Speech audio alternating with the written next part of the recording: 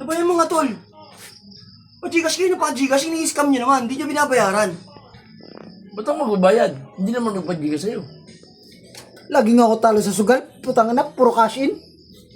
Hanap ka ni Aling Berna.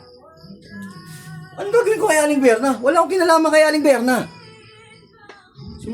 Si Ate Berna?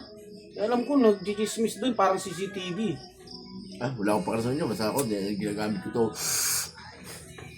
Ha? Gcash nyo? Bayaran nyo yun! Bakit kayo yung yelo? Pag nilagay sa pitchil, ugis burat. Pakalabas ko lang, may nangangalangan na ST oh. Testy? Bakit testy? May Gcash nyo, bayaran nyo! Alam mo, si Kuya Bornik? Bornik ba yun o Berto rin ba yun? Nagpagupit yan sa barbero. Pero yung mga kinakwento niya, puro kwentong barbero. Barbero? Sino gumupit sa'yo? Patay na!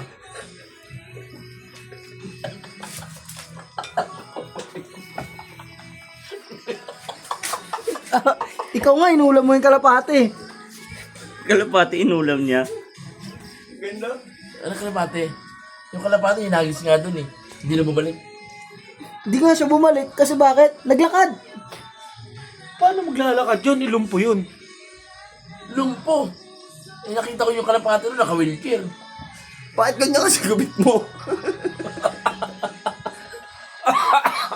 Ba't nadali? Ba't pa puro gupit ang pinakikita nyo rito? Mukha, maganda naman ah. Oo, ugis burat. Oo nga, mukhang burat. Kung Sino burat? ako, mukhang burat. Tignan mo nga to. Tingnan mo yung gubit niya, mukhang barat. Burat na naman. Tingnan mo to. Mukhang bingot na burat. Electripan nga, umiikot eh. Bikot? Tamkong nga ng takot. Ano yung buro yung bikot?